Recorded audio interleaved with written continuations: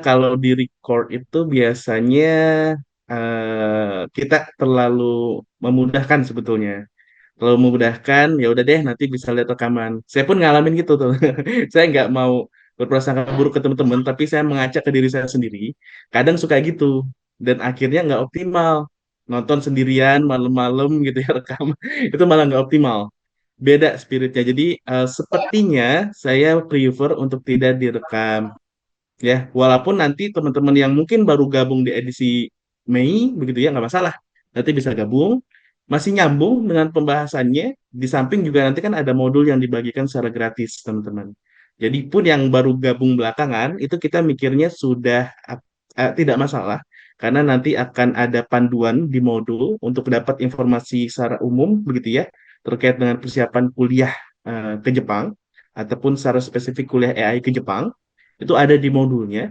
Jadi pun nanti yang akan bergabung di pertengahan bulan gitu ya, bulan-bulan bulan selanjutnya itu kan bulan April, Mei, Juni begitu ya, atau bulan-bulan berikutnya itu tidak masalah sebetulnya, masih tetap bergabung. Dan FYI rencana ini akan bergulir secara rutin bahkan sampai tahun depan. Doakan saya sehat gitu ya. Doakan saya sehat, rezekinya lancar gitu ya. Jadi mudah-mudahan saya ingin adakan ini secara rutin untuk bisa ngebantu teman-teman gitu. eh Iya, kalau misal kita punya targetan, teman-teman, jadi memang saya punya proyeksi agar seminar ini sifatnya produktif, bukan sekali beres selesai, bubar, enggak. Harapannya memang teman-teman yang udah punya niat mantap untuk studi ke luar negeri, ya lebih spesifik lagi studi di bidang AI, itu mudah-mudahan melalui seminar ini yang akan berlangsungkan secara rutin, bahkan tanpa biaya ya teman-teman ya, itu bisa betul-betul berdampak, bisa betul-betul membantu teman-teman yang punya niatan kabur aja dulu. Yang punya niatan bukan kabur aja ya, yang punya niatan untuk belajar atau menuntut ilmu sampai ke Jepang gitu ya. Jadi akan bergulir secara rutin teman-teman, sampai mungkin kalau misalnya semua lancar tahun depan pun juga akan diadakan lagi bergulir per 2 bulan kalau tidak salah ya, per 2 bulan per 3 bulan saya sampai lupa ya, seingat saya per 2 bulan. Eh, Koreksi kalau salah, coba saya intip sebentar ya, seingat saya per 2 bulan. April, Mei, nanti ada lagi Juni. Ya, per 2 bulan, teman-teman. Jadi per 2 bulan itu mudah-mudahan eh secara kuantitas itu cukup untuk bisa mendampingi teman-teman. Tidak terlalu rapat, tidak terlalu mepet gitu ya, antar setiap bulan gitu ya. Saya pikir setiap bulan selalu terlalu mepet. Karena sebetulnya terkait dengan persiapan beasiswa itu lebih banyak praktiknya, teman-teman. Lebih banyak ikhtiar atau usahanya ketimbang dengerin ceramahnya, ketimbang dengerin motivasinya ya teman-teman. Kalau saya berpandangan seperti itu, jadi teman-teman justru lebih lebih didorong untuk bisa mempraktikkan, lebih bisa menjalankan, lebih bisa memenuhi setiap to-do list gitu loh. Ketika memang teman-teman punya niatan untuk belajar ke luar negeri gitu, karena memang cukup menyita waktu itu dari sisi persiapan, dari sisi administrasi, sehingga saya pikir setiap bulan tidak terlalu efektif gitu. 2 bulan saya pikir fine gitu. Dan untuk tahun ini ada di bulan ini ya, bulan April, hari terakhir di bulan April gitu ya. Terima kasih untuk teman-teman yang mau nunggu ya. Jadi April alhamdulillah masih bisa kita selenggarakan di hari terakhir di bulan April. Tapi nanti akan berlanjut di bulan Juni, Agustus gitu ya. Terus Oktober dan juga Desember. Dan tahun depan rencananya juga akan di-repeat begitu. Dengan tema-tema yang mungkin akan serupa tapi tidak persis sama gitu. Jadi ada variasi-variasi yang rasa-rasanya teman-teman yang mungkin nanti bergabung lagi di sesi tertentu di tahun depan pun juga masih tetap bisa dapat insight baru gitu. Arahnya ke sana, teman-teman ya. Arahnya seperti itu. Dan saya pikir tadi kembali ke tadi terkait dengan recording, saya pikir tidak ada pun tidak masalah. Jadi memang teman-teman akan didorong untuk kalau bisa hadir langsung di sesinya, kita ngobrol bareng, kita diskusi bareng, teman-teman bisa ceritakan langsung ya apa yang menjadi kendala ataupun apa yang menjadi kebingungan teman-teman terkait dengan rencana studi lanjut di bidang AI gitu. Nah, kalau bukan di bidang AI gimana? Nggak masalah. Tapi perlu dicatat kalau alasan saya milih spesifik di bidang AI, teman-teman, gitu ya, itu karena memang itu yang menjadi bidang saya, yang saya alami langsung, gitu. Sehingga apa yang saya bagikan, apa yang saya sharing ya di sesi ini dan sesi berikutnya itu bisa bisa bisa betul-betul informatif, detail gitu. Karena memang saya mengalami langsung dan saya merasakan sistemnya langsung, silabus pembelajarannya langsung, yang saya pikir itu akan lebih efektif gitu. Walaupun kalau teman-teman ternyata bukan di bidang AI, tahu-tahu tetap gabung gitu ya ke sini ya nggak masalah. Dari saya nggak masalah gitu. Jadi silakan bisa menyesuaikan saja. Walaupun memang secara desain seminarnya itu memang arahnya ke sana gitu. Walaupun tetap walaupun teman-teman yang bukan bidang AI rencananya itu tetap saya pikir bisa tetap dapat benefit ya, dapat manfaat dari adanya seminar ini. Terkhusus untuk teman-teman yang rencananya bidang AI tentunya akan lebih banyak dapat insight yang saya pikir lebih mendalam semestinya ya, karena memang itu yang memang saya ambil juga, saya pelajari juga dan saya tekuni dan saya rasakan ketika memang belajar ya di Jepang lewat beasiswa begitu. Itu teman-teman sedikit pembukaan, alhamdulillah terasa udah 65 gitu ya. Jadi memang ya kita tadi untuk yang baru bergabung, selamat bergabung ya teman-teman ya. Tadi masih pembukaan sederhana saja. Jadi tadi saya sampaikan kita akan membiasakan untuk mulai on time teman-teman ya, karena mudah-mudahan ini bisa jadi pembiasaan yang bagus untuk teman-teman yang saya doakan mudah-mudahan nanti akan ke Jepang gitu ya lewat beasiswa. Ya, boleh nanti saya coba ya auto mute. Kalau sejauh ini sih aman ya, tapi mungkin nanti coba saya auto mute. Mm-mm. Terima kasih masukannya ya, Sidik. Kembali ke tadi, jadi tadi baru pembukaannya ya terkait dengan ini. Kita akan coba didisiplinkan mulai pukul 8 malam di Indonesia. Di samping juga udah jam 10 malam di Indonesia, di Jepang. Jadi kalau saya mundur-mundur lagi, artinya saya bisa makin larut tidurnya, gitu ya. Jadi ya kita usahakan untuk bisa on time. Gitu ya, teman-teman ya. Saya pikir kita bisa mulai saja berhubung sudah pada bergabung. Untuk sesi malam ini, teman-teman izinkan saya buka ya untuk seminar kuliah dan beasiswa untuk belajar ataupun untuk kuliah di Jepang. Dan ini adalah pertemuan pertama kita, edisi April begitu ya, dari serangkaian pertemuan yang akan berlangsung di tahun ini. Ya, ada bulan April, Juni, ya, Agustus dan seterusnya loncat 2 bulan teman-teman sampai akhir tahun. Rencananya kalau semua lancar, mudah-mudahan di tahun depan pun juga akan bergulir dengan frekuensi yang sama, begitu.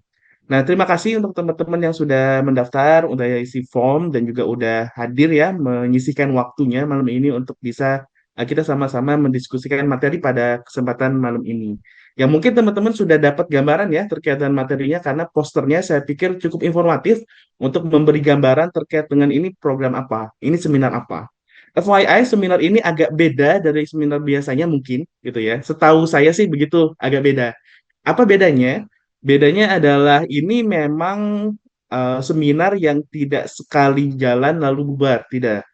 Tapi ini adalah seminar yang sifatnya tadi ada frekuensi yang tetap setiap bulan akan diadakan karena arahnya adalah untuk bisa menjadi pendamping teman-teman yang notabene ya di tempatnya masing-masing gitu ya. Untuk saya nggak tahu ini dari daerah mana aja nih. Mungkin bisa di-share juga ya di chat ya dari daerah mana saja biar saya dapat dapat gambaran juga ya. Yang notabene teman-teman di daerahnya masing-masing ada keinginan, ada motivasi untuk bisa belajar jauh sampai ke luar negeri, khususnya ke Jepang gitu. Jadi harapannya ini jadi seminar yang bisa mendampingi per 2 bulan rencananya. Begitu ya teman-teman ya. Dan juga satu keunikan lainnya adalah saya rencananya teman-teman sebagaimana di poster ya, akan menggulirkan program private AI mentorship gitu. Apa tuh Kak private AI mentorship? Bisa dilihat di posternya lagi, saya udah bagikan. Tapi secara umum, ini adalah program khusus di mana saya ingin dalam tanda kutip merekrut gitu ya, merekrut sedikit saja, ya sejumlah 5 saja teman-teman yang punya rencana serius di tahun depan mulai studi di bidang AI ke Jepang gitu. 5 saja, saya batasi 5. Kenapa? Karena memang saya mau seriusin 5 orang ini, teman-teman. Ya, karena saya mau seriusin, saya juga berharap 5 orang yang nanti saya masukkan namanya itu juga serius. Dan nanti 5 nama ini akan saya betul-betul beri perhatian khusus. Nah, ini makanya teman-teman terbatas. Kalau jumlahnya besar, saya kewalahan. Makanya ini terbatas gitu ya. Hanya 5 orang saja yang akan saya usahakan mudah-mudahan di tahun depan itu bisa goal ya, bisa goal kuliah ke Jepang di bidang teknologi AI. Silakan informasi lengkapnya bisa lihat di poster yang sudah dibagikan ya di Instagram.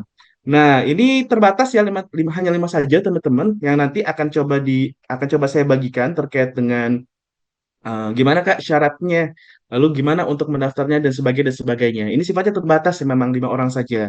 Walaupun teman-teman perlu dipahami, di samping private eye mentorship ini, gitu ya, seminar yang akan kita adakan 2 bulanan ini saya pikir itu sudah bisa sangat membantu teman-teman untuk bisa mempersiapkan diri kuliah mendapatkan beasiswa ke Jepang gitu. Jadi pun nanti teman-teman akhirnya mendaftar dan mohon maaf tidak terpilih gitu ya karena kuotanya sedikit sekali dari hampir 200 yang terdaftar di form gitu ya. Saya cuma ngambil 5 gitu. Jadi sangat sangat sangat sedikit gitu ya. Karena alasan tadi ya teman-teman ya, karena alasan memang saya nggak bisa menseriusi memberi perhatian banyak orang gitu. Jadi saya cukupkan 5 gitu. Tapi tenang saja, pun kalau misalnya teman-teman tidak bergabung di sana, itu teman-teman ada chance yang saya pikir cukup besar untuk bisa berkesempatan kuliah dan mendapatkan beasiswa ke Jepang lewat seminar yang akan rutin diagendakan per 2 bulan ini gitu. Bisa dipahami ya.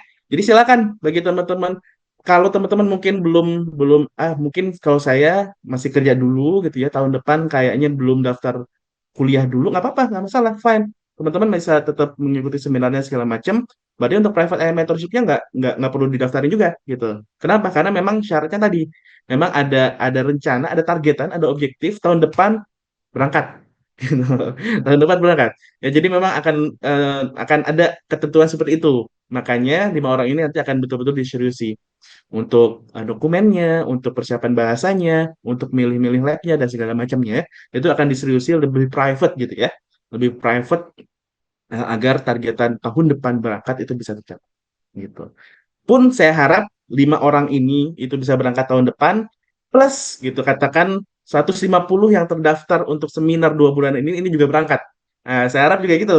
Itu tentunya. Jadi nggak hanya eksklusif 5 orang ini aja karena kan saya pikir untuk seminar untuk teman-teman yang akan rutin mengikuti seminar ini pun juga akan berkesempatan untuk bisa berangkat tahun depan gitu. Kalau memang teman-teman menseriusi begitu ya persiapannya gitu. Ya, itu sedikit ya teman-teman terkait dengan programnya. Tadi ya untuk syaratnya kurang lebih memang punya rencana bulat mantap tahun depan berangkat. Itu satu.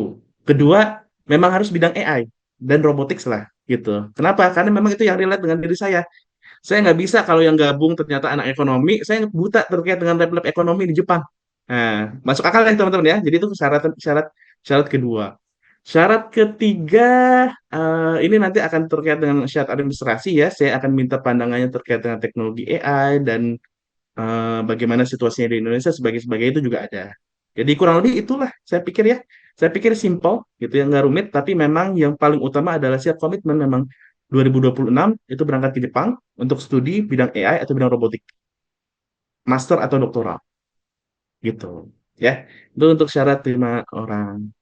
S1, S2, S3.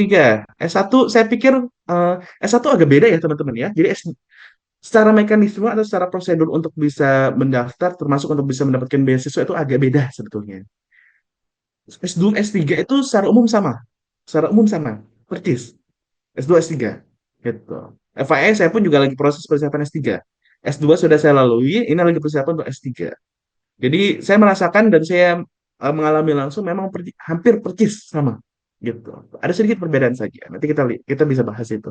Tapi ada sedikit perbedaan. Nah, S1 ini agak beda memang. Karena memang biasanya asosiasinya kalau bicara kuliah ke luar negeri umumnya itu studi lanjut sebetulnya teman-teman. S2 atau S3. Baru belakangan aja nih trennya alhamdulillah ya pendidikan jadi lebih baik aksesnya gitu ya sehingga anak-anak S1 gitu ya bahkan lewat beasiswa Indonesia Maju ya BIM itu ya yang angkatan pertama juga belum lama ini dibuka itu bisa dari sejak sarjana itu bisa berkesempatan ya bagi yang berprestasi saya lihat prestasinya juga mentereng memang ya saya ada kenalan gitu ya secara personal saya tahu orangnya dan saya tahu oh ini anak muda gitu ya anak muda yang apa istilahnya ya, anak muda dari masih muda tuh udah jago banget itu. Ngodingnya aja pun juga udah jago gitu. Gitu. Itu adalah ya anak-anak yang seperti itu. Nah, itu berkesempatan untuk S1 ke luar negeri. Ada yang ke Jepang, ada yang ke Korea, ada yang ke Europe, Kanada, dan lain-lain. Dan saya pikir itu positif. Cuman memang kembali lagi tadi S1 memang punya prosedur yang khusus, yang agak beda. Nah, karena keterbatasan waktu, mungkin saya tidak bisa menjangkau semuanya, semua informasi dari S2, S3, termasuk S1. Saya pikir terkait dengan seminar ini akan difokuskan dulu untuk S2, S3. Walaupun saya akan tampung setiap pertanyaan yang masuk, termasuk untuk S1. Gitu ya. Ya. Jadi begitu ya skemanya ya. Jadi saya masih memutuskan ketika mempresentasikan, rasa-rasanya saya akan fokus ke S2, S3. Tapi ketika di sesi pertanyaan, saya akan menampung semuanya. Gitu. Saya pikir fair ya. Fair ya. Karena nggak bisa semua saya tampung nih S1, S2, S3, saya jabarkan di presentasi, agak terbatas waktunya. Gitu. Mudah-mudahan bisa dipahami. Ya. Mudah-mudahan bisa dipahami. Untuk khususnya teman-teman S1 ya, yang masih SMA baru ini, ya, mudah-mudahan jangan berkecil hati gitu ya. Tetap saya akan bisa tampung. Dan tetap teman-teman saya pikir bisa dapat gambaran terkait dengan persiapan studi lanjut nantinya. Ya, oke. Teman-teman, di slide bisa dilihat ya, saya awali lagi di awal ya, salam kenal, nama saya Muhammad Angga Mutakin. Bagi teman-teman yang baru bergabung di acara seminar saya, kemarin saya udah pernah sebetulnya acara seminar gitu ya. Tapi untuk teman-teman yang baru bergabung, saya ucapkan selamat bergabung dan salam kenal. Nama saya Muhammad Angga Mutakin. Bisa dipanggil Angga saja gitu ya. Nama saya cukup panjang, tapi panggil Angga saja. Boleh ke Angga, boleh Mas Angga, boleh Bang, itu silakan disesuaikan saja gitu ya. Dan saat ini saya baru lulus kuliah untuk program master kemarin banget gitu ya. Dan sekarang sebagai peneliti di salah satu lembaga riset yang ada di Jepang.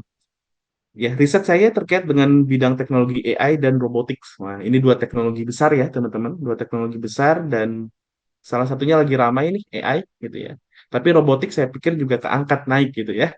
Gara-gara AI gitu. Jadi ini menarik menurut saya karena saya berkesempatan untuk melihat bagaimana dua teknologi besar ini berkembang dan saling mempengaruhi satu sama lain ya dan dimanfaatkan di society, di masyarakat begitu ya. Walaupun saya juga terus belajar karena ini dua teknologi besar yang saya pikir nggak mudah untuk bisa deep dive ya into the science and engineering aspect gitu behind. Nah, itu tidak gampang memang. Tidak gampang karena teknologi yang memang bisa dibilang teknologi abad ini ya.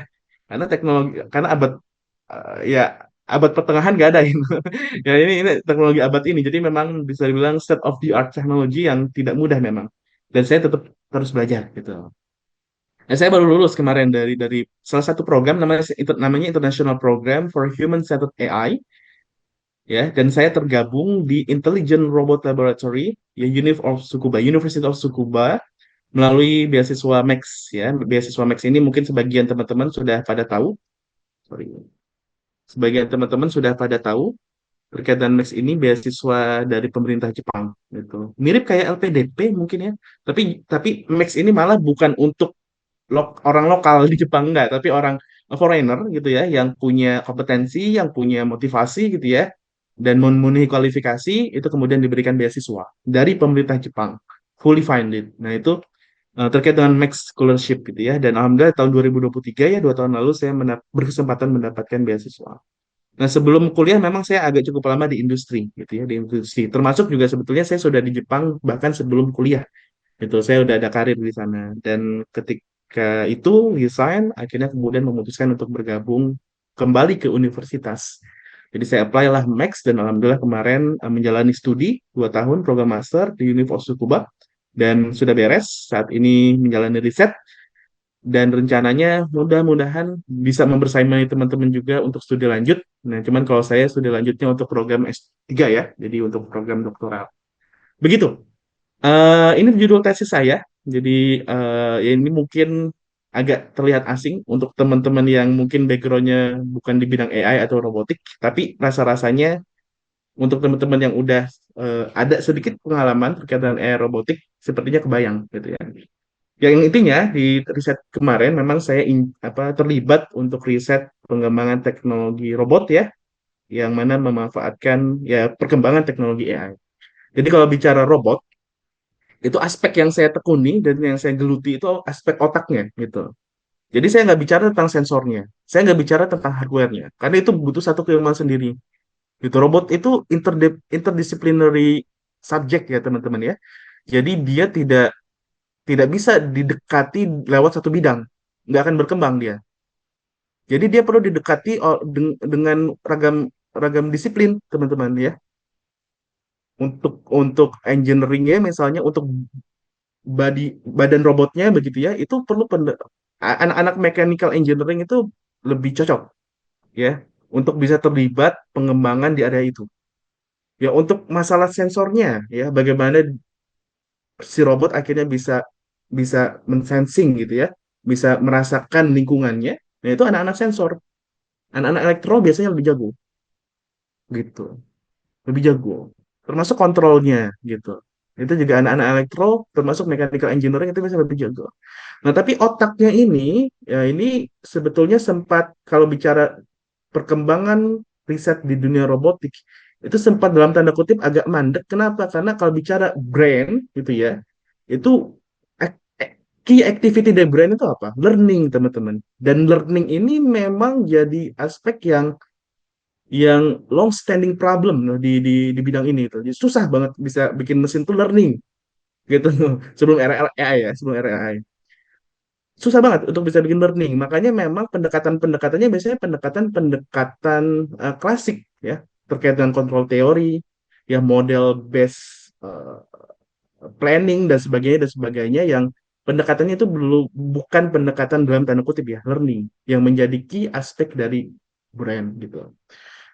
Nah, kemudian AI berkembang, ya maka kemudian robotik juga akhirnya memasuki babak baru sebenarnya. Saya bisa katakan begitu, memasuki babak baru di mana robotik itu bisa melihat banyak kemungkinan-kemungkinan baru untuk dikembangkan dan diterapkan di banyak aspek di kehidupan kita, gitu. Nah, kemarin saya terlibat ya untuk tesis saya, riset saya di bidang itu. Nah, terkait dengan itu, ya. Nah, ini saat ini saya lagi riset teman-teman di sebagai peneliti ya di National Institute of AIST. Ini macam BRIN-nya Jepang lah. Tahu BRIN ya, teman-teman ya? Saya pikir tahu ya, BRIN di Indonesia lembaga riset satu-satunya sekarang ya, karena udah dikumpulin semua, udah diintegrasikan di BRIN. AIST ini ya sederhananya bisa dikatakan BRIN-nya Jepang, begitu. Dan riset topik yang saya garap di sana masih kurang lebih sekitar AI atau embodied AI. Apa itu nanti kita akan diskusikan banyak ke depan. Robotics ya, termasuk human robot collaboration. Nah, ini menarik. Ya, human robot collaboration ini menarik kenapa? Karena ini jadi topik yang baru baru timely, baru happening belakangan ini karena perkembangan teknologi AI itu sendiri. Kenapa? Kan robot itu bisa jadi semakin dalam tanda kutip pinter, gitu teman-teman ya. Dia bisa berinteraksi dengan manusia, bahkan dengan human language gitu loh. Karena NLP gitu ya, karena LLM begitu ya, itu berkembang dengan pesat sehingga membuka babak baru tadi, di mana robot itu mulai dekat berinteraksi dengan manusia, human. Ya, bukan bukan sekedar engineer ya teman-teman, bukan engineer robot collaboration. Ya, jadi kalau sebelumnya engineer robot collaboration, jadi engineer tuh buka badan robot, skrupnya diputer-puter, di-tuning gitu ya teman-teman buat jalan gitu. Enggak kayak gitu. Itu era lama itu. Sekarang human robot collaboration, bayanginnya bahkan elderly, nenek-nenek gitu ya, yang sudah tua renta di rumah gitu ya, itu bisa berinteraksi dengan robot. Nah, itu kurang lebih gambarannya. Jadi human robot collaboration ini jadi salah satu gambaran tentang babak baru yang saya maksud tadi. Gitu. Nah, itu saya juga bagian yang terlibat di sana. Kenapa? Karena ada banyak diskursus ataupun isu-isu penting yang perlu didiskusikan. Terkait nenek-nenek deh. Kira-kira pantas nggak nenek-nenek di dalam rumah sendirian didampingi sama robot? Etis nggak? Kalau kita bicara pantas itu kan etis atau tidak gitu ya. Nah, itu ada isu terkait dengan itu. Harus diperbincangkan ya. Isu privacy rumah itu kan private ya. Kadang kita kedatangan tamu di jam-jam tertentu itu agak agak keberatan. Kenapa? Karena ada privacy di sana. Nah, robot ini kena nggak dengan hal-hal seperti itu? Ya, privacy. Ya, kalau misalnya di Islam itu ada aurat. Itu jadi ada perbincangan baru di sana karena memang ada babak baru itu. Gitu. Dan menarik, itu perlu didekati dengan pendekatan riset ilmiah, gitu, penelitian, bukan pendekatan berbasis emosi gitu ya, berbasis idealisme semata gitu, enggak. Ini harus didekati dengan pendekatan keilmuan gitu. Nah, ini menarik teman-teman, dan saya pun juga senang gitu ya untuk terlibat ataupun masuk di diskusi-diskusi terkait dengan itu. Wih, Nah, ini gambaran terima. robotnya ya, teman-teman, robot-robot yang ada di Jepang. Alhamdulillah kalau di Jepang, Oke, Pak. teman-teman, jurnal S2-nya kayaknya belum open karena baru kemarin ya, Nur ya. Karena baru kemarin beres, kayaknya belum dipublish gitu. Jadi masih di library-nya ya. Nanti mungkin kalau misalnya memang udah di open, bisa saya infokan. Ya kalau Max-nya saya U2U, Anwar. Saya U2U. Apa itu? Nanti kita bahas lah ya. Perlahan, satu persatu. Ya. Iya, kalau di Jepang teman-teman, alhamdulillah memang terkait dengan robotik memang cukup maju ya, bahkan sangat maju teman-teman. Bisa dilihat dari industrinya memang suppliernya itu memang juga banyak dari Jepang sendiri gitu. Walaupun juga ada yang dari luar ya, dari Europe, tapi dari di Jepang sendiri memang suppliernya juga juga salah satu pemain besar gitu lah ya untuk robot-robot seperti ini. Robot-robot di industri, robot-robot untuk kebencanaan, teman-teman itu juga ada. Robot-robot untuk retail itu juga ada gitu. Ya. Walaupun mungkin teman-teman kalau ngedenger robot tuh biasanya asosiasinya wah manusia tergantikan gitu ya. Itu ada memang saya akui itu ada gitu ya. Diskursus itu ataupun isu etis itu ada. Walaupun memang ya ada pendekatan lah ya terkait dengan bagaimana itu bisa di, ditangani, harusnya ditangani. Memang tidak diabaikan memang terkait dengan job replacement gitu ya di pabrik-pabrik begitu ya, itu memang ada pendekatan, ada diskusi khusus terkait itu. Saya pun juga concern terkait dengan itu. Saya pun juga concern. Tapi secara umum memang ada area-area yang memang memang nggak bisa dipaksain manusia di sana gitu. Harus ada robot yang mendampingi. Dan menariknya filosofi Jepang itu teman-teman, ya teman-teman tahu ya, suka nonton Doraemon kan? Suka nonton apa lagi ya? Pimen itu robot ya, bukan ya? Suka nonton Gundam gitu ya. Filosofi Jepang itu menarik. Filosofi Jepang itu berkawan dengan mesin robot. Jadi mereka tuh tidak antipati sebenarnya dengan robot, tidak ada restriksi gitu ya, tidak ada pembatasan diri gitu ya terkait dengan robot itu. Wah, hati-hati nih. Kalau yang saya rasakan ya, kalau saya rasakan memang mereka tuh welcome, hangat gitu dengan teknologi robot. Kenapa? Karena memang persepsi mereka tentang robot itu kawan, sahabat, teman gitu. Ya, kalau di Indonesia apa kira-kira ya asosiasinya? Nah, itu gimana? Mungkin teman-teman ada pernah baca survei tertentu kah segala macam. Tapi sepertinya sih masih masih ini ya masih ada eh, pembatasan seperti itu. Nah itu sedikit ya teman-teman. Nah sebelum kita bahas lebih jauh terkait dengan kuliah AI ataupun mendapatkan beasiswa untuk belajar AI, saya rasa ini penting untuk didudukan dulu teman-teman. Ya didudukan dulu tentang istilah-istilah yang ada ini. Pertama, teman-teman harus bisa membedakan apa yang dimaksud belajar AI. Ya, belajar AI itu kalau mau kita cermati, itu bisa punya dua maksud, yaitu belajar menggunakan AI dan belajar teknologi AI. Yang seringkali kita tumpang tindih definisi itu, ya, tumpang tindih. Ada enggak teman-teman? Apa bedanya? Belajar menggunakan AI dengan belajar teknologi AI itu dua hal yang tidak sama. Tapi teman-teman enggak, apa bedanya? Kalau memang tidak sama berarti beda, ya kan? Apa bedanya? Belajar menggunakan AI, belajar teknologi AI, produk dan ilmu.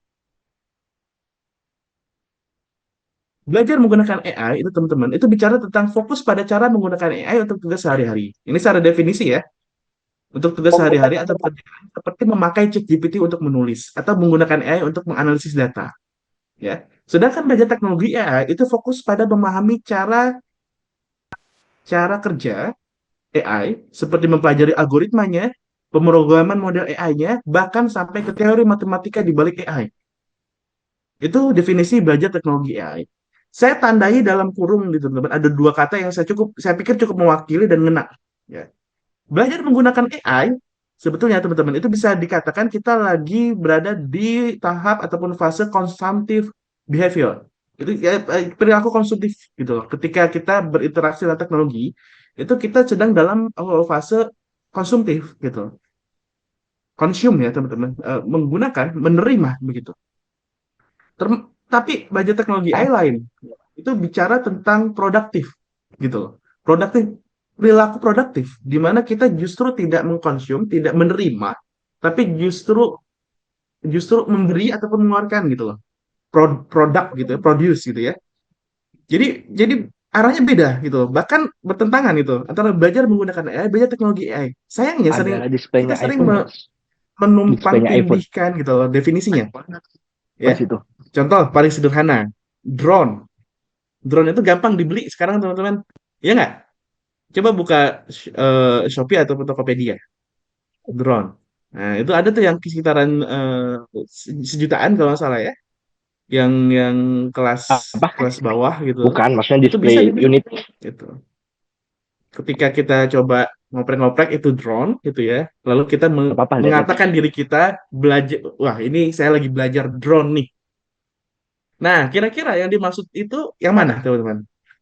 Belajar menggunakan drone atau belajar teknologi drone, teman-teman? Belajar Menggunakan. menggunakan drone. Dan itu sih level konsumsi sebetulnya. Bukan level menggunakan, bukan level mempelajari teknologi drone. Kenapa? Gitu.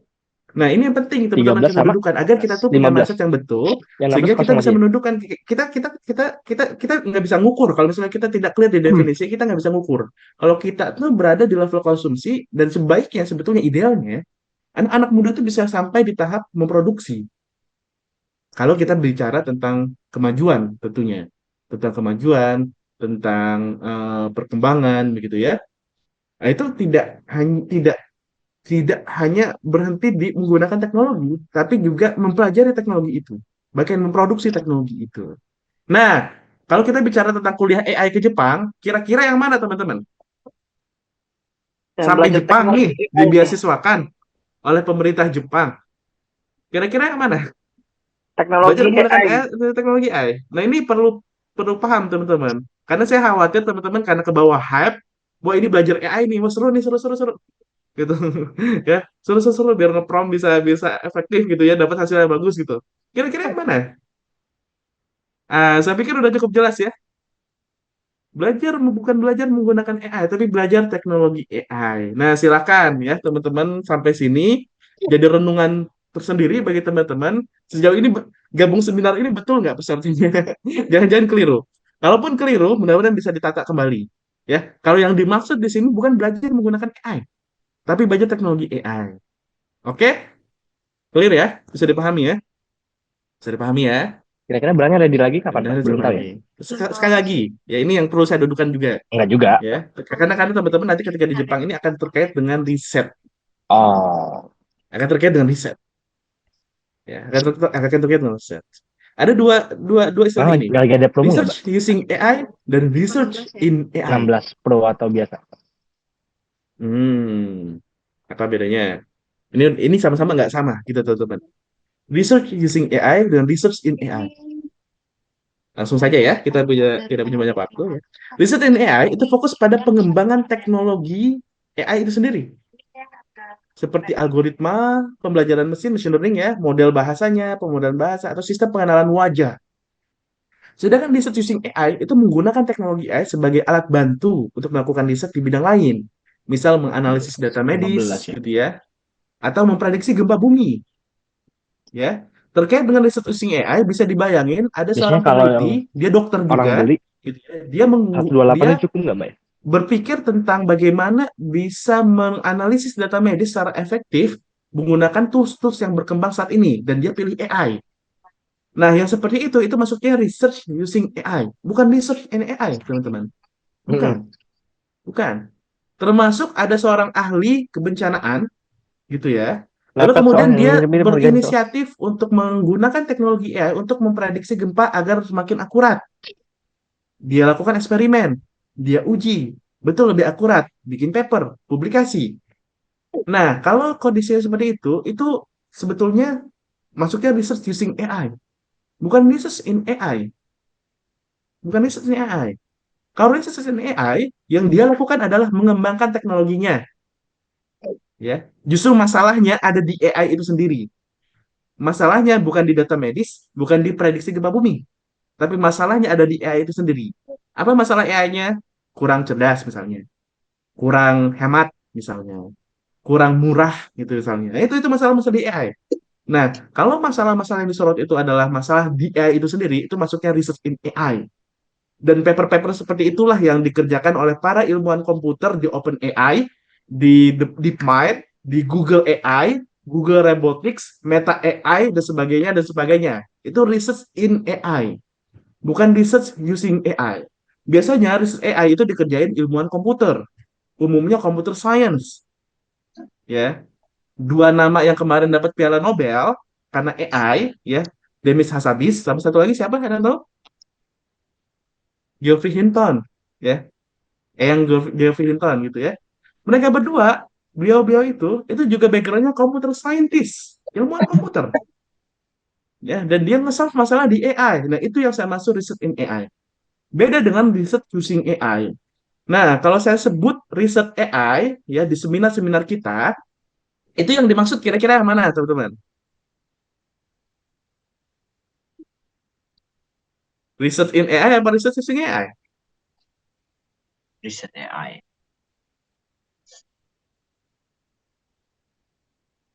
Jawabannya kedua-duanya, teman-teman. Kedua-duanya. Karena kalau research in AI berarti teman-teman yang bukan backgroundnya computer scientist nggak cocok seminar ini. Bubar. Nggak, teman-teman ya. Nggak. Ya, teman-teman untuk yang research using AI, ada yang punya rencana research using AI, itu teman-teman tetap bisa gabung gitu sebenarnya, teman-teman ya. Gitu ada.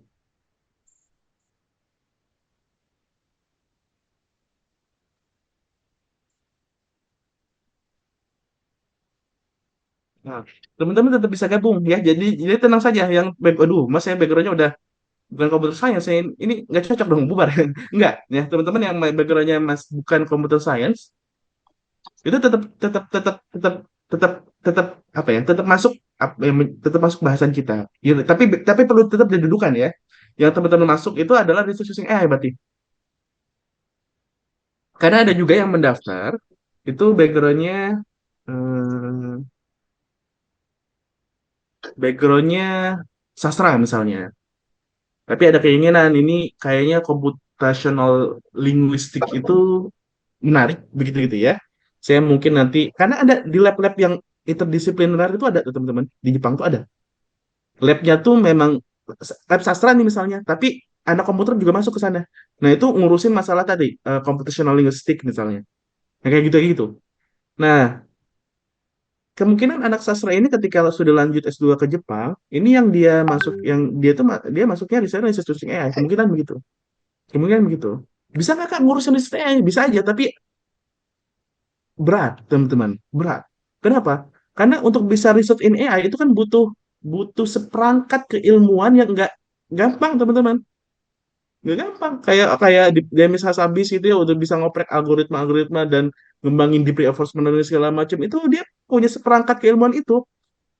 Kalkulusnya kalkulusnya selesai.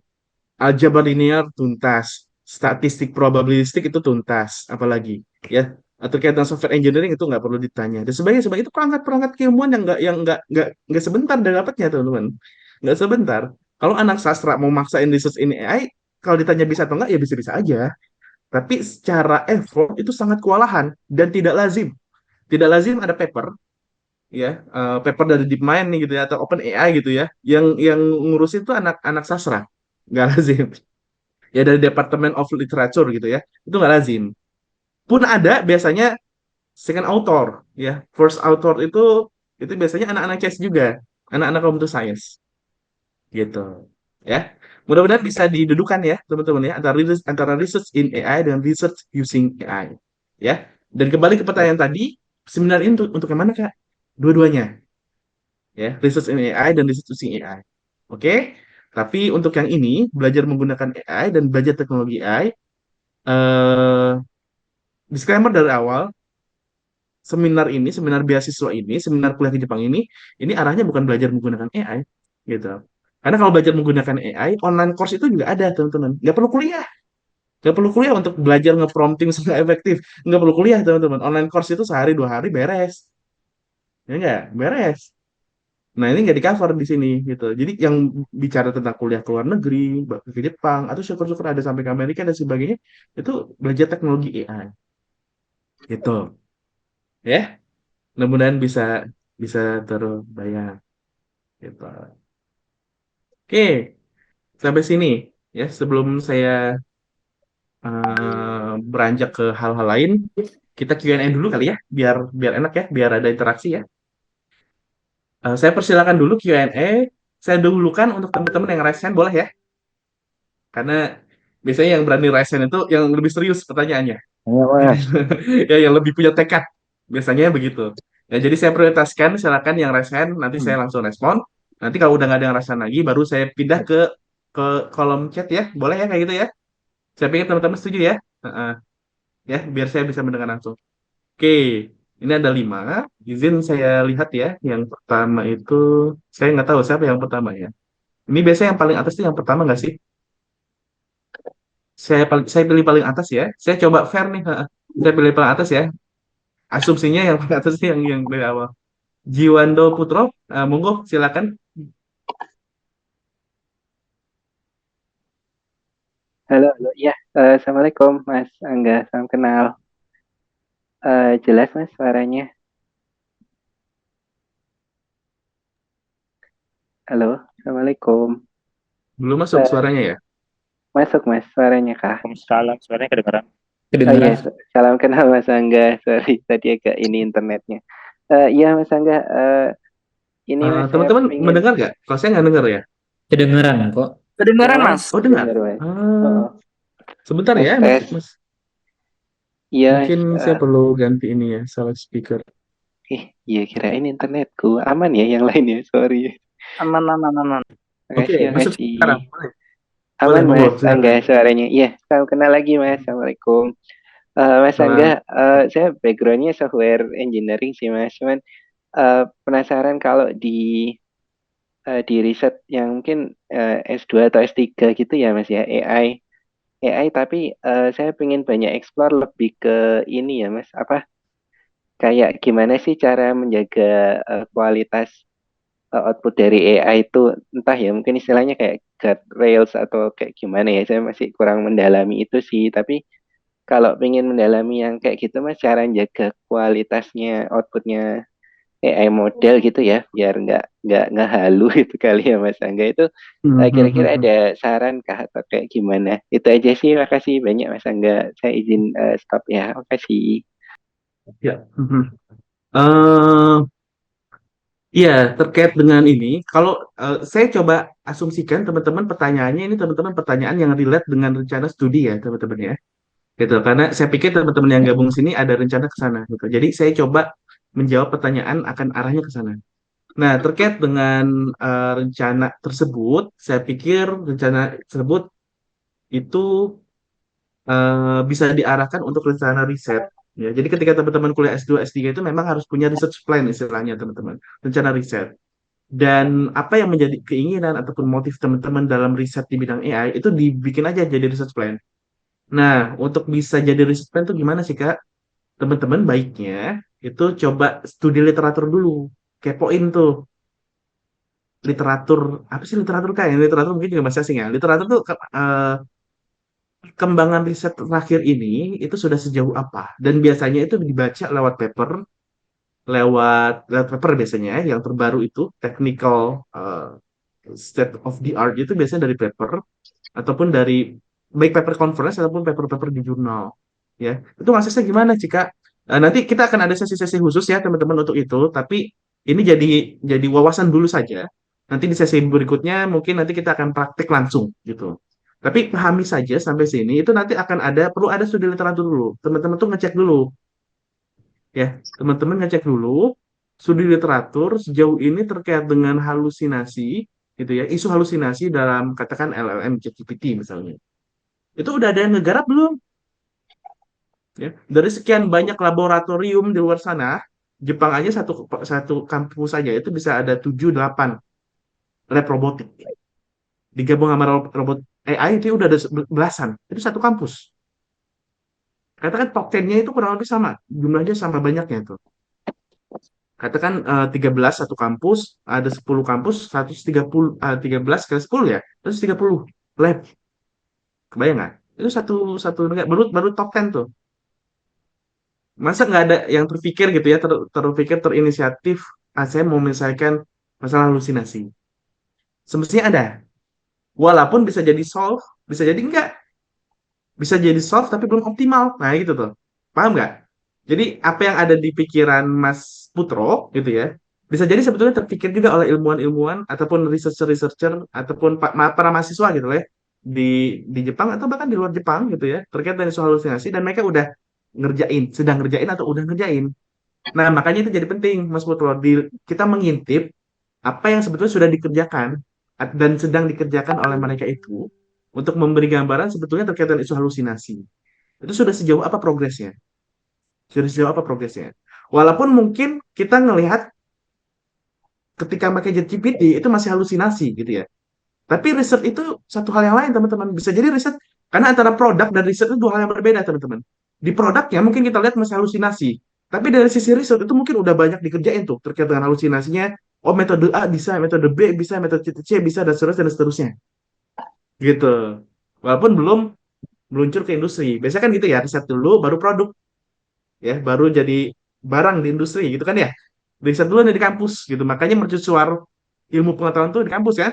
Gitu kan. Ini di riset dulu di kampus baru jadi produk gitu. Nah, seringkali yang kita lihat produk, oh ini masih bermasalah produknya. Sebetulnya nggak begitu bermasalah di riset karena udah banyak yang ngerjain. Bisa jadi kayak gitu.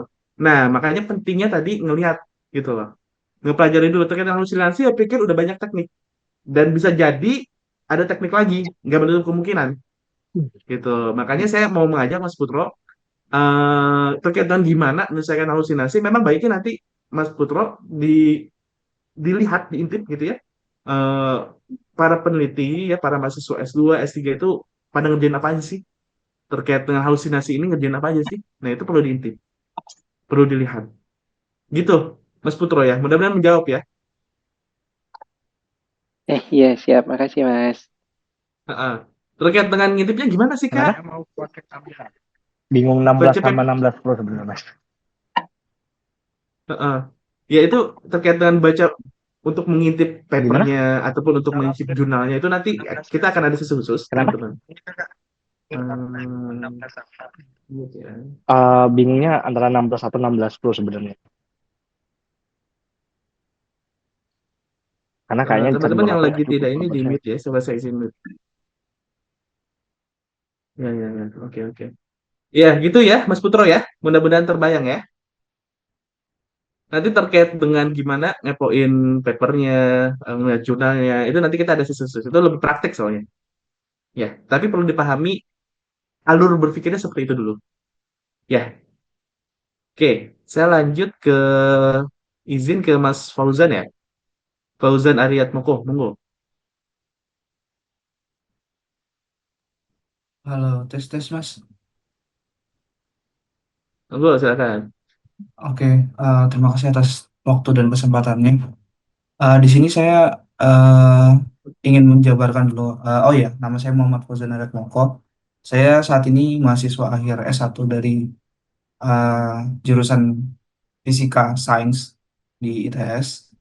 Kebetulan saya juga mendalami machine learning dan deep learning ini udah mulai secara otodidak 2 tahun Hmm. gitu di perkuliahan, di luar perkuliahan. Dan saya tertarik karena yang pertama, pada tahun 2024 itu peraih Nobel Prize Physics eh, John J. Hopfield dan Geoffrey Hinton itu meng, mengkaji neural networks itu menggunakan kaidah fisika gitu, penggunaan fisika. Dan apakah menurut Mas Muhammad Angga itu mungkin nggak ya ke depannya kan sekarang juga sudah banyak dikembangkan quantum computing yang Hmm.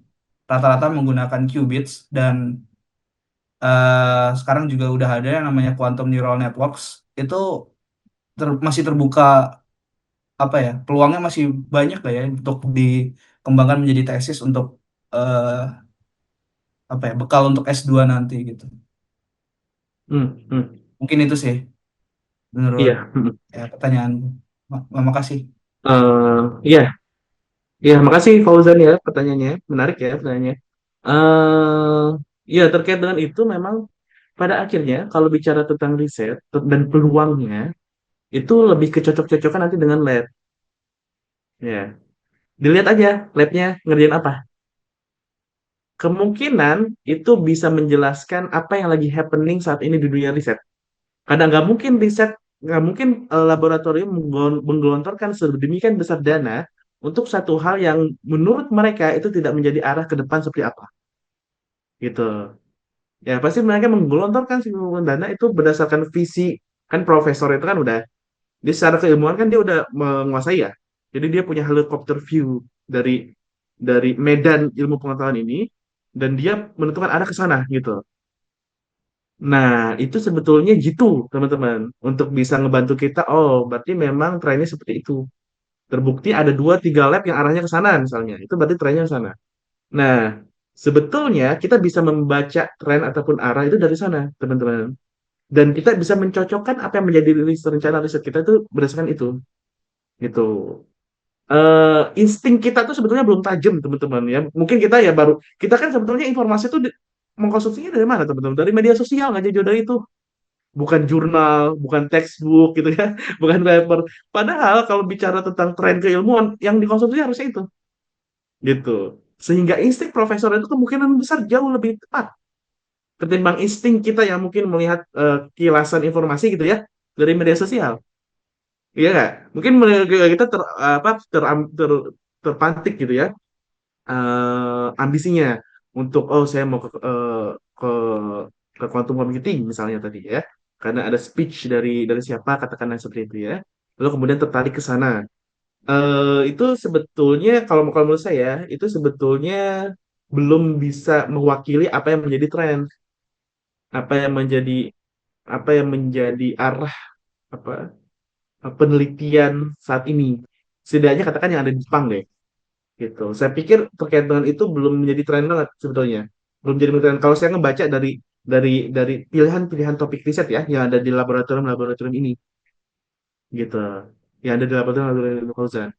Jadi kalau saya sih berpikir seperti itu ya. Jadi baiknya memang melihat atau membaca tren dalam rangka kita mau berangkat studi lanjut ke Jepang, bicara tentang teknologi AI dan robotik misalnya, itu yang paling baik adalah memang membaca dari apa yang menjadi pilihan riset topik lab-lab ini gitu, atau lab-lab besar deh yang ada di Jepang itu sebenarnya bisa mewakili gitu Mas Fauzan ya, gitu walaupun saya tidak menafikan itu mungkin bisa jadi satu tren di satu titik gitu, tapi who knows gitu loh, maksudnya maksudnya mungkin ada satu dua segelintir lab yang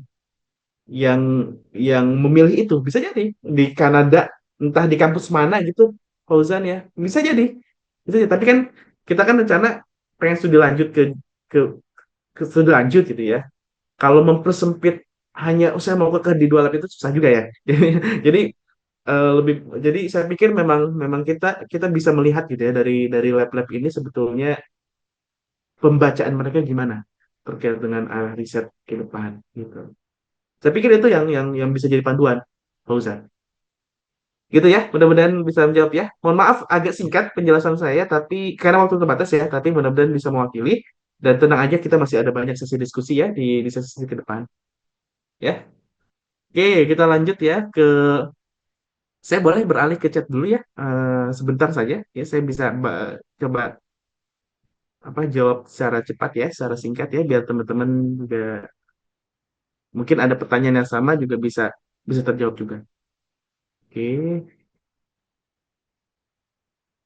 research in AI nggak berat saya pikir. Kalau misalnya domainnya CS, nggak berat, gitu, nggak berat. Dan senseinya support untuk itu nggak berat. Tenang aja, tenang aja, nggak berat. Bahkan teman saya master, saya pun juga ngeoprek algoritma teman-teman. Bukan modified juga sebetulnya, lebih ke Modified tapi fundamental itu riset in AI sebetulnya. Modified, bukan ngubah layer misalnya ya, fine tuning enggak. Modified tapi di aspek fundamental itu sama-sama modified, tapi riset in AI. Dan yang bisa sampai ke fundamental biasanya backgroundnya CS biasanya gitu. CS tapi ngurusin using AI boleh nggak? Boleh-boleh aja riset using AI, tapi profesor nggak suka. Apalagi Profesor Todai, mana mau ngurusin kayak gitu.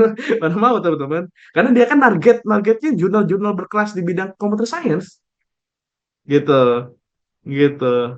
Kalau soal berat atau tidak, saya pikir untuk satu hal yang besar memang tidak ada yang mudah.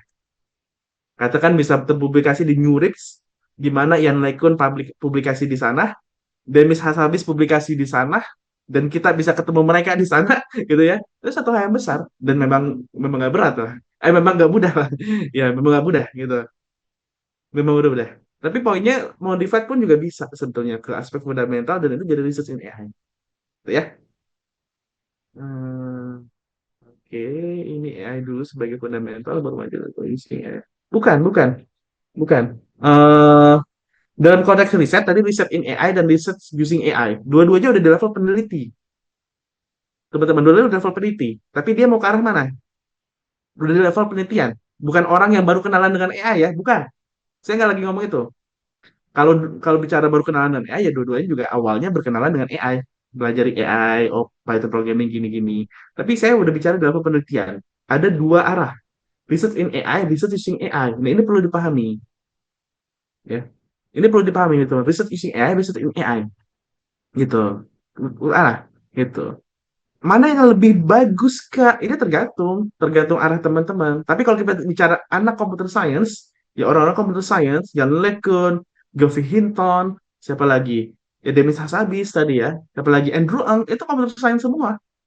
Dan yang mereka kerjain itu research in AI. Orang-orang di OpenAI, orang-orang di DeepMind, orang-orang di Google Robotics itu research in AI semua. Kalau kita bicara computer science yang bernilai tentu research in AI. Bukan sekedar research using AI. Boleh nggak? Boleh, nggak ada yang ngelarang. Kalau orang CS ngurusin research using AI. Boleh, nggak ada yang ngelarang. Tapi lagi-lagi, yang bernilai di dunia ilmu pengetahuan, bagi seorang computer science, itu research in AI. Silakan tinggal milih, mau yang bernilai atau tidak bernilai, gitu aja, teman-teman. Silakan. Kalau untuk, oh Kak, saya pelan-pelan deh naiknya, karena research in AI, katakan tadi susah gitu ya. Sebetulnya secara kompetensi anak-anak CS udah dibekali untuk bisa research in AI. Tapi ya monggo kalau misalnya mau research using AI itu ya silakan nggak masalah. Kalau saya sih ngerasa ya tetap research path utamanya itu research in AI anak-anak CS. Kalau mau sedikit melipir-melipir ke research using AI ya silakan nggak apa-apa. Tapi arah utamanya ke research AI karena itu yang bernilai untuk background teman-teman yang kalau bicara penelitian di bidang AI ya research in AI yang paling bernilai gitu gitu teman-teman ya. Jadi nggak bicara fundamental tidak fundamental, nggak bicara ini dasar ini tidak dasar. Research in AI, research using AI ini udah di level penelitian sebetulnya, gitu. Mudah-mudahan clear ya teman-teman, mudah-mudahan setidaknya terbayang. Dari Amelia S1 Computer Science dan masuk kayak juga, tapi kalau backgroundnya robotiknya baru dasar, bisa kakak? Bisa. Tadi robotiknya multidisipliner, tuh Amelia ya. Jadi robotiknya multidisipliner. Jadi anak komputer masuk ke sana robotiknya ya masih belum karena robotik itu sebetulnya hasil kerja bareng justru ya hasil kerja bareng jadi nggak ada yang satu disiplin ilmu komputer science anak komputer science ya soalnya menguasai betul robotik sampai ke akar-akarnya enggak dia biasanya ngambil porsinya di mana otaknya misalnya that's it udah karena ini satu keilmuan besar teman-teman robotik gitu anak ini anak mechanical engineering gitu ya bisa nggak masuk ke AI bisa tapi kompetensi dia mungkin bukan di otaknya tapi di body robotnya tuh dia bisa ngerancang, ngedesain body robot yang efektif untuk kebencanaan alam gitu ya, untuk bencana alam itu gimana? Kan nggak mungkin humanoid ya, kalau bencana alam bisa jadi untuk puing-puing batu itu kan jadi dia butuh ban yang besar dan segala macam. Nah ini mereka mereka domainnya tuh bisa bisa ngerancang itu. Sensornya bagaimana itu anak elektro misalnya. Nah, kita anak computer science ya ada porsi tertentu, ada porsi tertentu. Jadi robot itu sebetulnya pada akhirnya jadi produk bersama gitu. yang enggak hanya jadi milik satu disiplin ilmu tertentu sampai ke jeroan-jeroannya, enggak. Jadi kalaupun saya pun juga sebenarnya robotik kemarin masih dasar dalam arti masih dasar, memang memang pada akhirnya tetap susah juga ya ngedefinisin dasar itu apa. Tapi intinya adalah saya riset di robotik, tapi saya fokus otaknya saja. Saya suruh ngedesain robotnya nggak bisa. Saya suruh rancang sensor bisa nggak bisa. Maksudnya di level penelitian ya. Kalau saya sekedar main-main oprek robot kayak gitu ya bisa-bisa aja. Saya punya robot banyak teman-teman. Saya ngerancang robot. Saya main sensor juga. Tapi di level penelitian itu kita harus memilih gitu. Harus memilih. Heeh. Nah, kalau orang CS biasanya otaknya robot. Gitu ya, mudah-mudahan kebayang. Ya, kuliahnya pakai bahasa apa? Tergantung. Kalau international program bahasa Inggris, jadi saya sarankan fokus ke bahasa Inggris saja teman-teman. Ya, jangan maksain belajar bahasa Jepang. Susah. Ya, maksudnya teman-temannya waktunya terbatas. Semangatnya juga ada bensinnya tuh, semangat tuh. Kalau 2 tahun gak berangkat-berangkat biasanya hilang udah. Gitu, teman-teman ya. Kalau international program bahasa Inggris, fokus bahasa Inggris. Saya pun international program, walaupun sampai di Jepang baru nanti banyak bahasa Jepang. Untuk apa, Kak? Bukan untuk kelas, karena untuk kelasnya udah bahasa Inggris semua. Gitu. Jadi bahasa Jepang untuk apa? Untuk interaksi dengan teman lab, dengan ibu-ibu di warung. Nah, itu untuk jadi bahasa bahasa sosialisasi ya. Gitu, bukan bahasa penelitian. Jadi kalau untuk kampus, untuk penelitiannya bahasa Inggris saja. Diperbagus. Kejar minimal 6,5 IELTS misalnya. Jangan ditawar-tawar. Gitu ya. Karena nanti teman-teman berinteraksi dengan orang dari Europe, dari US, dari Brazil gitu ya. Mereka fasih-fasih berbahasanya tuh. Fasih-fasih gitu. Bahasa Inggris ya. Gitu ya. Romi ya, mudah-mudahan terjawab ya. Ini dari Rian ya. Kalau untuk membuat AI agent untuk otomasi bisnis, eh, ya kalau ujung-ujungnya untuk membuat, ya sebetulnya nggak harus-harus banget teman-teman. S2, S3 itu kan arahnya jadi peneliti ya. Karena jadi peneliti, bukan praktisi. Peneliti mereka itu, peneliti. Gitu. Kak, tapi kan ujung-ujungnya kan kita mau ada hasilnya. Nah, teman-teman definisi hasil tuh jangan terlalu pragmatis.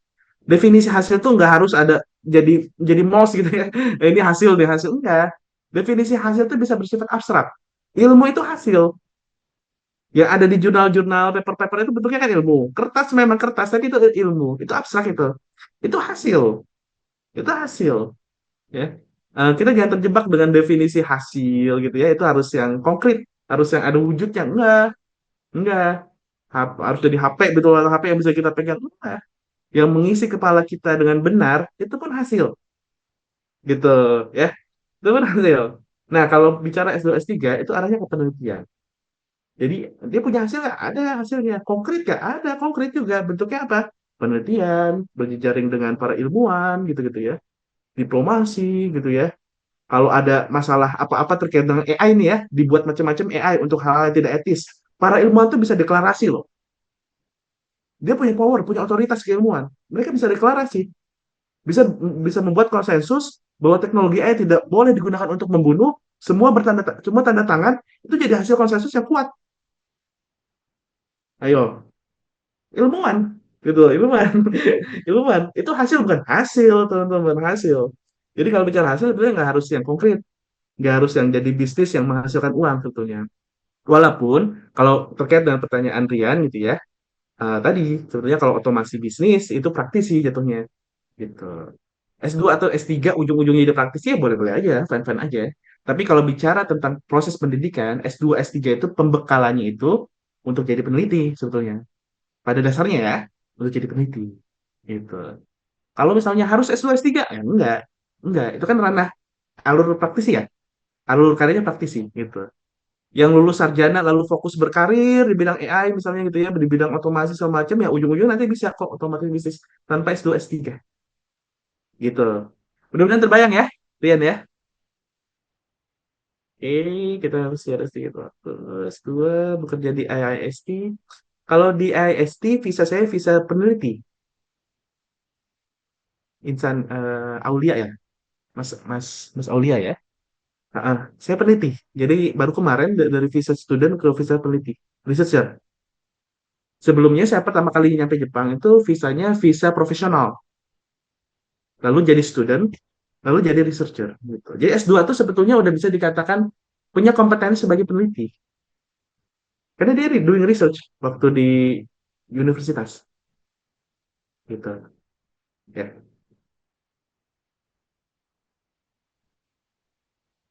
gitu. Oke ya, mudah-mudahan bisa terbayang, bisa terjawab. Fokus AI di game ada. Kalau bisa kalau fokus AI sebetulnya AI bisa di mana aja. Banyak teman-teman implementasinya. Jadi mau fokus AI di bencana alam ada, mau AI di maritim ada. Itu AI kan memang teknologi karakternya begitu ya. Dia bisa diimplementasi di banyak sektor, banyak sekali sektor. Jadi bahkan game pun juga ada bisa dipasang AI, bisa dipasang AI. GPU, bayangin GPU itu kan untuk nge-training AI. Di dalam GPU-nya pun ada AI gitu loh. Kebayang nggak? Ya, GPU itu dipakai untuk nge-training AI, tapi di dalam GPU-nya itu pun ada AI gitu loh. Nah, kebayang nggak? Ya, jadi sebetulnya AI bisa bisa banyak, termasuk game pun juga bisa. Dan kalau masalah bahasa, bahasa apapun juga bisa. Kan bahasa pemrograman itu kan sebetulnya sederhananya instruksi yang kita berikan kepada mesin agar memahami apa yang menjadi objektif kita. Itu bahasa pemrograman gitu ya. Jadi kalau definisi seperti itu ya bahasa pemrograman apapun nggak jadi soal. Apapun bisa. JavaScript, ya yang nggak apapun bisa sih. Technically apapun bisa. Walaupun pada akhirnya yang ngasih support itu bahasa apa gitu. Sebenarnya technically bisa. Bisa. JavaScript aja ujung-ujungnya bisa kan untuk ngembangin AI bisa gitu ya. Jadi untuk bahasa saya pikir tidak menjadi masalah. Jadi bahasa Python, bahasa JavaScript pun itu juga fine. Ya, gitu ya Zulfarhan ya. Kita lanjut ke Akmal, lulusan ED3 Elektronika Industri. Ini agak susah ya. Kalau ED3 itu setahu saya memang nggak ada peluangnya untuk lanjut S1 dari ED3 di Jepang. Jadi saran saya S1 dulu diselesaikan di Indonesia, nanti lanjut S2 ke Jepang. Ya Akmal ya, gitu ya, gitu ya. Sehat, oke. Oke, kalau implementasi untuk risetnya acceptable gak sih Kak kalau implementasi untuk risetnya? Sidik saya belum nangkap ya pertanyaannya. Nanti bisa diperjelas aja ya di bawah ya. Mohon maaf saya belum bisa nangkap. Saya dari Yusuf dari PES. Sekarang apakah penerapan.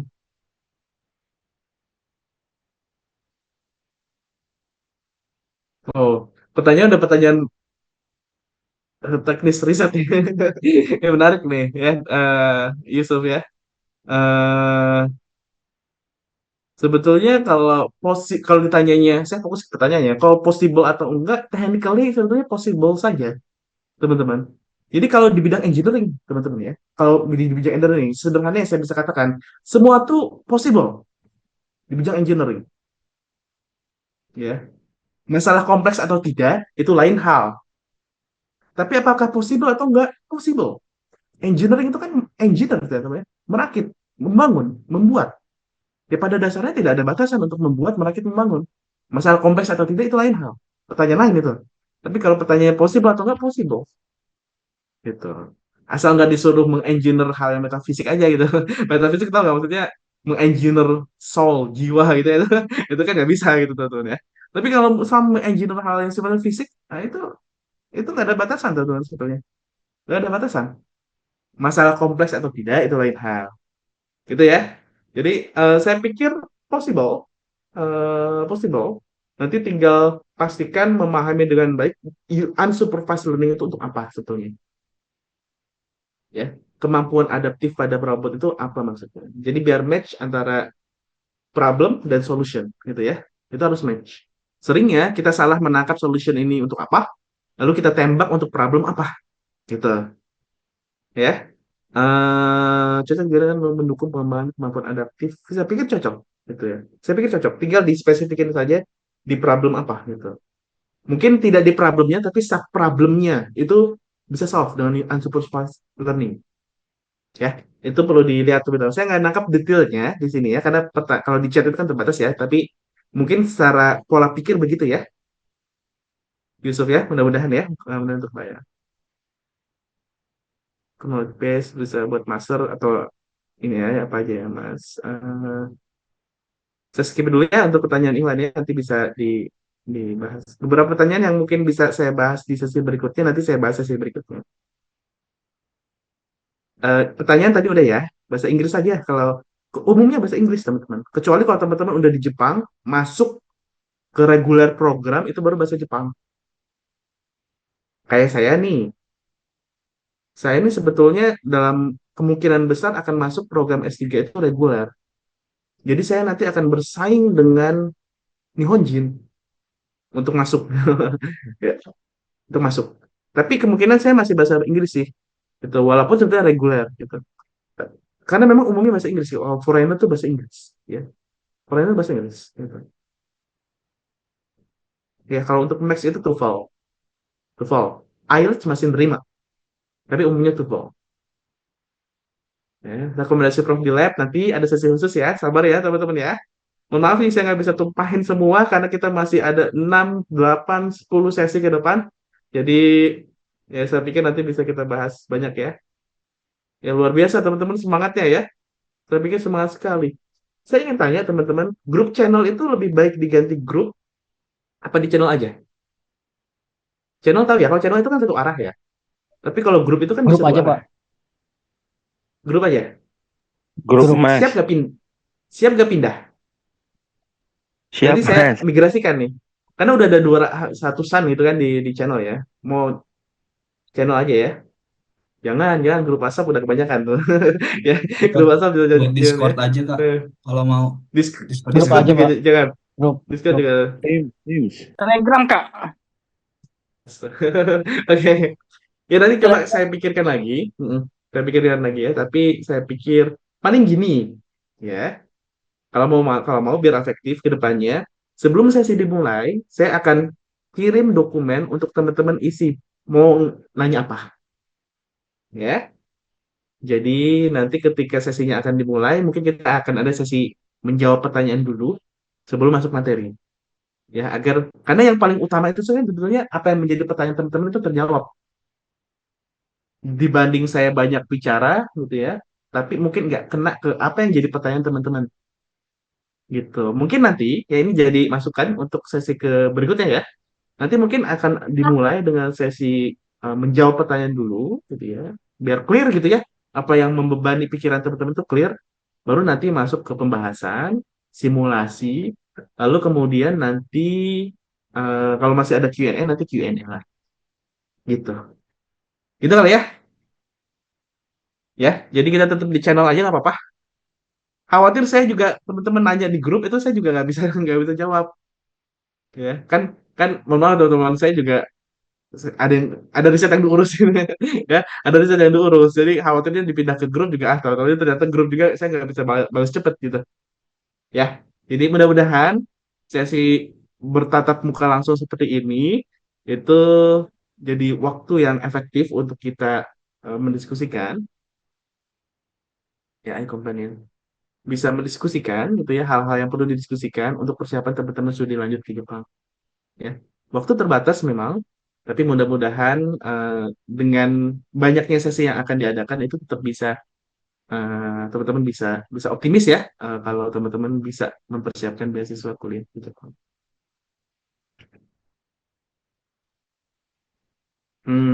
Ya ya. Saya tampung ya. Ini ada masukan Giovanni ya, bagus. Tapi saya tampung. Coba saya tampung ya.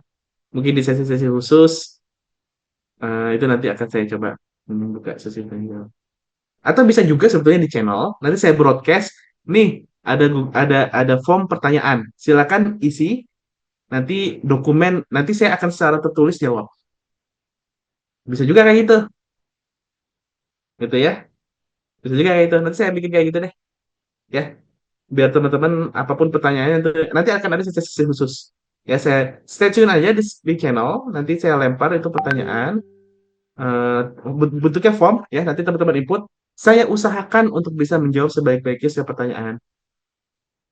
Ya, saya usahakan. Tapi mohon maaf banget ya teman-teman ya, kebetulan ya hidup saya ini bukan untuk seminar ini saja gitu ya. Jadi ada keterbatasan, mungkin ada agak lama gitu ya. Tapi mudah-mudahan teman-teman bisa bisa bisa juga memaklumi.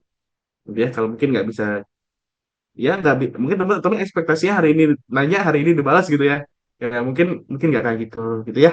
Jadi mudah-mudahan bisa dimaklumi.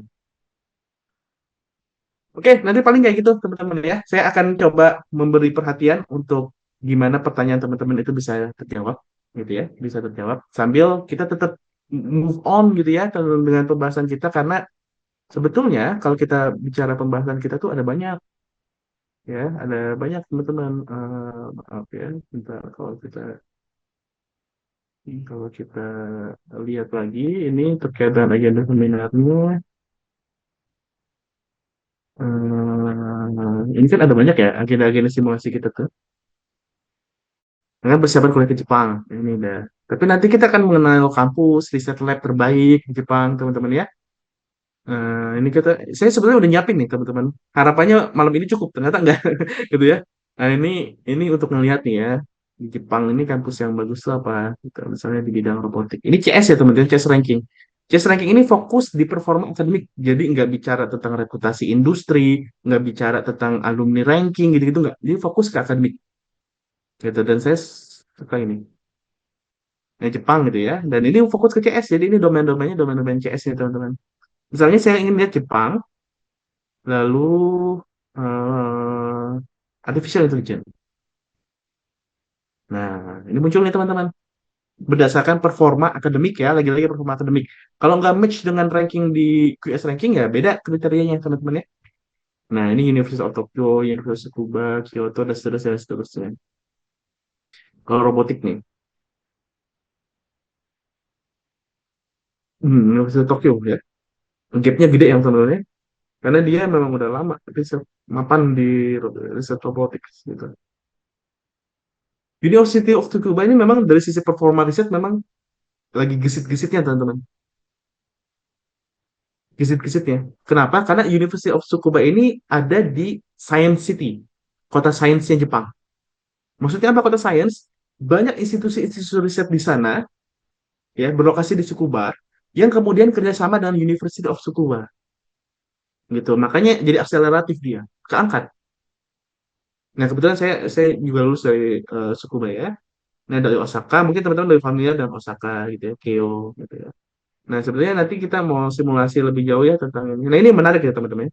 Kalau satu kampus terbaik ya di bidang robotik, ya saya pakai Edurang ya. Kenapa? Karena Edurang ini satu fokus ke performa akademik, kedua kriteria robotik itu ada. Kalau QS ranking itu nggak ada kriteria robotik, dia hanya umum engineering gitu ya. Tapi kriteria robotik ini ada. Nah, kalau robotik, nah ini Jepang, ini masih Jepang. Ini Asia ya, robotik. Robotik dunia. Nah ini robotik. Ini kepikir. Nah ini dua. Ini CM ini paling bagus. Ya bidang robotik CM ini. Kedua MIT. Ketiga Stanford. Nah Tokyo ini keempat loh teman-teman. Ini peringkat dunia. Kampus Jepang itu robotik bagus. Keempat. FYI dari top 50, 17 atau 18-nya itu kampus Jepang loh teman-teman. Osaka. Ini KS ya. Siapa yang lulus ini? Xaviera ya. Ini dari KS juga. Kita lihat ya. Nah, ini Tokodai. Waseda masuk tuh. Waseda bagus robotiknya, teman. Waseda bagus. Robot Gundam yang bergerak, teman-teman tahu ya, robot Gundam yang bergerak di Jepang. Itu yang mimpin project itu profesor robotik dari Waseda. Dari Waseda. Kampusnya Jerome ya, Jerome Pauline. Atau Hoku masuk. Keio juga masuk ya. Sukubadai masuk. Kyoto masuk. Ini fokus ke robotik ya, teman-teman, robotik. Nagoya masuk. Gitu, teman-teman. Ada 13 atau 14 gitu ya. Dari top 50 in the world, bidang robotik, itu dari Jepang. 13 atau 14. Sisanya kemana? Ya dibagi-bagi tuh. US, China, UK, Singapura, Australia, gitu itu. Tapi 13 14 saja itu dari Jepang. Mendominasi memang. Gitu. Itu bidang robotik. Gitu. Nah, kita nanti akan bahas lebih jauh teman-teman terkait dengan ini. Kita nanti akan intip lab-labnya ya. Saya pikir akan menarik nih. Langsung kita intip lab-labnya, termasuk juga Kak, yang dimaksud menghubungi sensei itu gimana? Nah, mungkin teman-teman bingung ya, menghubungi sensei itu gimana Kak? Kita nelpon sensei atau gimana? Itu mungkin teman-teman sebagian teman-teman tuh bingung. Ya, nanti kita akan ada sesi untuk simulasi ya, biar teman-teman betul-betul terbantu clear teknisnya step by step yang dimaksud menghubungi sensei gimana, yang dimaksud meng-email sensei gimana, riset laboratorium itu gimana, gitu ya. Itu nanti kita akan bahas. Yang saya pikir itu yang penting bagi teman-teman. Itu karena teman-teman eh, ya jadi tanya, Mas, Tsinghua University itu top Indo kalau kalau ditanya bagus atau enggak, jelas bagus. Jelas bagus ya. Tapi kalau yang dimaksud di bidang robotik atau AI, saya pikir robotik nggak tahu ya. Tadi belum lihat ya. Tsinghua itu kan kampus top. Tsinghua itu Tsinghua itu udah masuk ini loh. eh, nomor 16 ya. Tapi masih di bawah Todai. Masih di bawah Todai. Todai itu eh, top. Dia terbaik di hampir di terbaik di ini ya, di atas loh ya. Robotik sama material physics. Material physics. Fisika material. Itu bagus juga. Dua bidang itu. Top banget. Todai itu. Robotiknya juga bagus. Bahkan sangat bagus gitu. Tsinghua masih ada di bawah. Tapi kalau secara reputasi secara umum ya Tsinghua masuk top 20 ya. Top rank, iya. Top rank Tsinghua itu. Bahkan tahu nggak teman-teman? Rekor top 20 in the world itu didominasi US sama UK selama satu dekade terakhir. Selama satu dekade terakhir, teman-teman. Satu dekade, 10 tahun terakhir, dominasi 20 in the world, best 20 in the world, itu dominasi US UK. Ya. Tapi peradaban bergulir. Peradaban bergulir. Masuk satu nyusul dari Asia, yaitu Tsinghua University.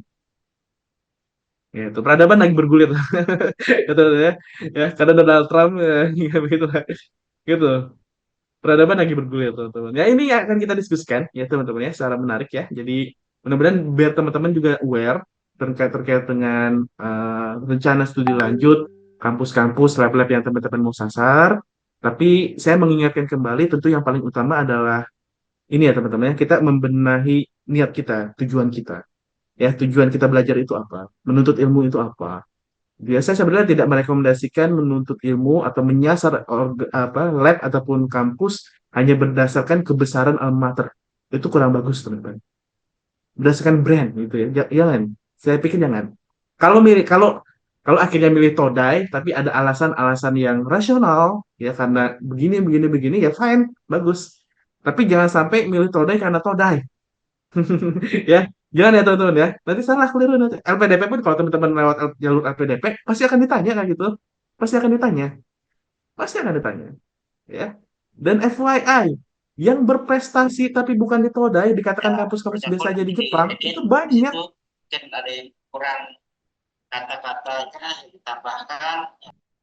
gitu ya, teman-teman ya. Punten ya, saya ambil. Itu ya teman-teman, itu saya mengingatkan kembali, termasuk juga mengingatkan diri saya, karena saya juga sama nih, kayak teman-teman ya, juga akan rencana untuk studi S3. Jadi mudah-mudahan kita bisa bisa sama-sama berproses bareng, ya.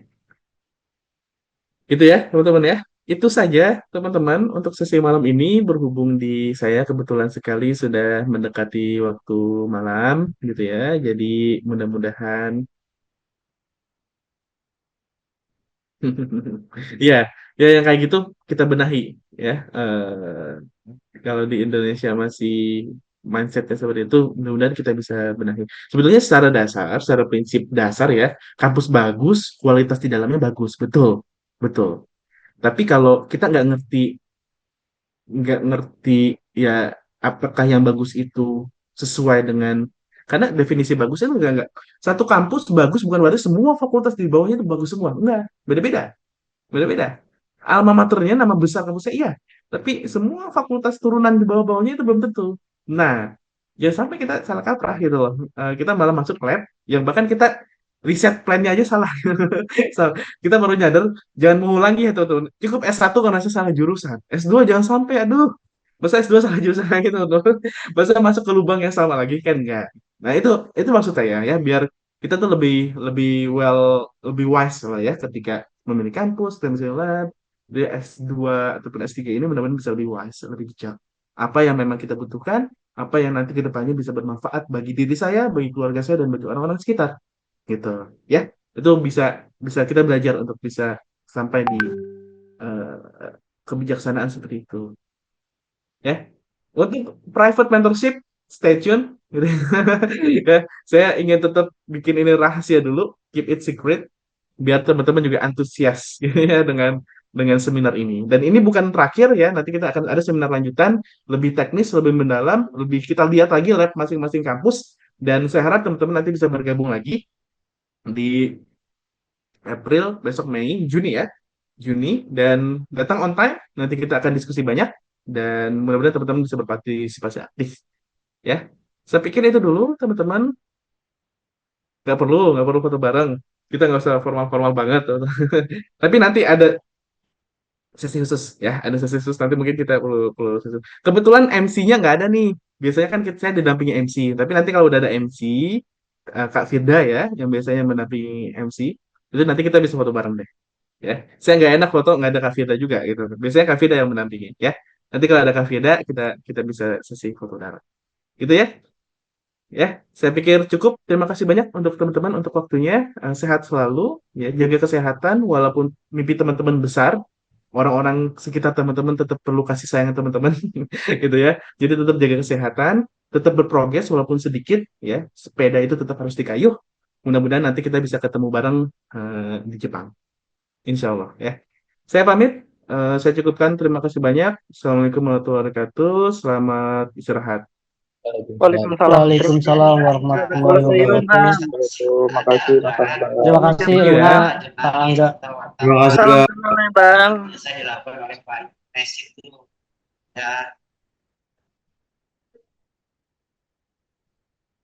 Pak Angga, materi-materinya boleh dikirim Kak. Ya Kak, nanti Materi tentang dikirim aja Kak di Boleh, channel boleh. Instagram. Kasih linknya aja nanti.